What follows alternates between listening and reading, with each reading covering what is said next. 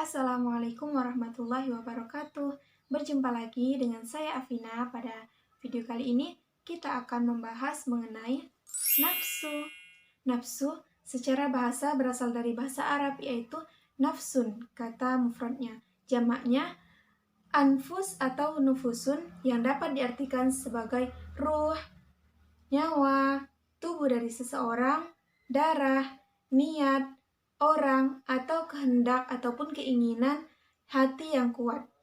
Sedangkan secara istilah ialah sesuatu yang lembut pada diri seseorang yang menimbulkan keinginan ataupun dorongan-dorongan pada hati seseorang untuk memuaskan kebutuhannya, baik secara jasmani maupun rohani, seperti misalnya makan, minum, ingin disayangi, ingin dicintai, dan lain sebagainya.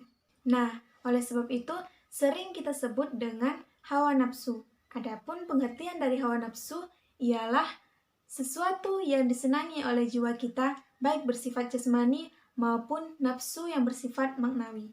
Adapun nafsu yang bersifat jasmani yaitu sesuatu yang berkaitan dengan kebutuhan tubuh kita seperti makanan, minuman, dan kebutuhan biologis lainnya.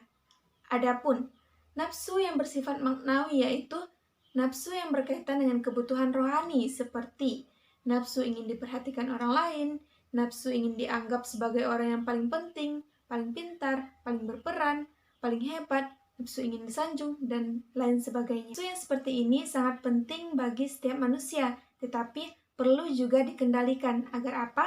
Agar nantinya dampaknya berakibat baik pula. Karena kita, setiap manusia itu diberikan akal untuk berpikir, bukan hanya menurutkan hawa nafsu kita. Jadi, segala sesuatu yang kita ingin lakukan itu dipikirkan dulu, dipertimbangkan dulu, jangan hanya mengikuti hawa nafsu. Tidak dipikirkan dulu bagaimana nanti hasilnya, bagaimana dampaknya, baik atau buruk, dan lain sebagainya. Ketika kita membaca ayat-ayat Al-Quran, akan ada kita temui ayat-ayat yang menerangkan keadaan jiwa seseorang dengan menamainya dengan nama-nama kondisi nafsu yang berbeda-beda.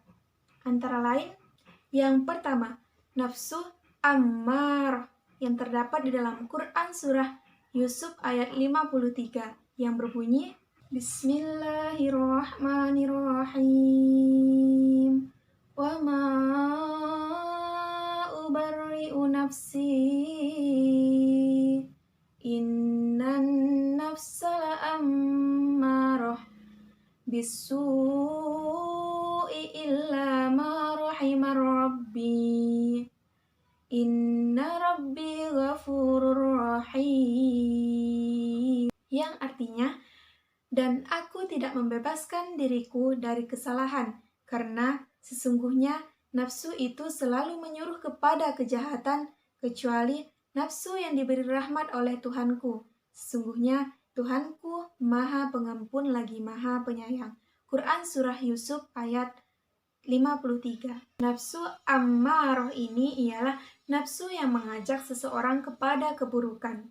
Adapun ketika orang tersebut misalnya melakukan kebaikan, itu pun ia niatkan untuk melakukan keburukan. Misalnya, orang yang ingin merampok, biasanya kan didekatinya dulu orang tersebut ketika di dalam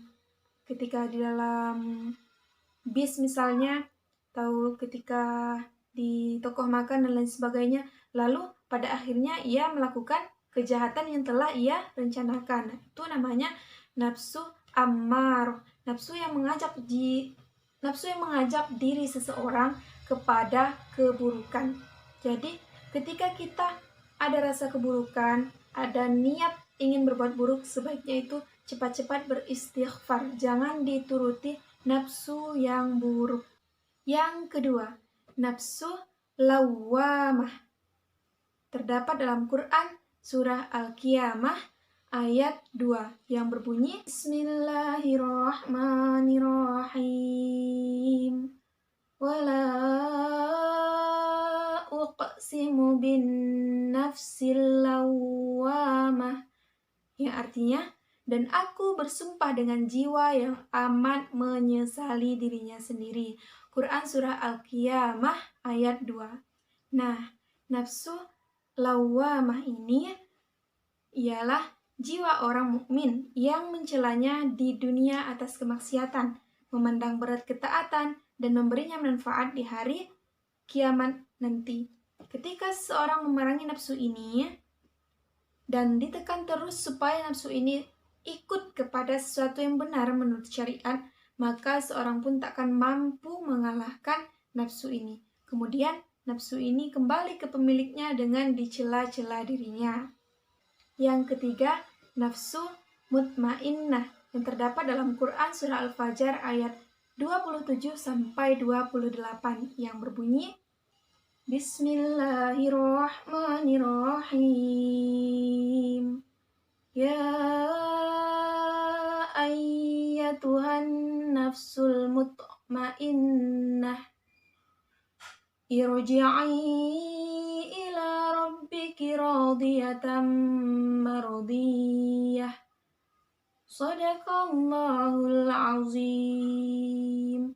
Yang artinya, hai jiwa yang tenang, kembalilah kepada Tuhanmu dengan hati yang puas lagi diridhoinya. Quran surah Al-Fajr ayat 27 sampai 28. Jadi, nafsu al-mutmainnah ini adalah yang senang kepada Tuhannya dan ridho terhadap apa yang diridhoinya. Disifatinya jiwa ini dengan ridho karena ketenangan kepada Tuhannya mendatangkan keridhoan atas apa yang telah menjadi takdir dan qada. Sekian pembahasan kita pada hari ini. Terima kasih kepada kawan-kawan yang telah menonton. Saya mohon maaf apabila ada kata-kata yang salah.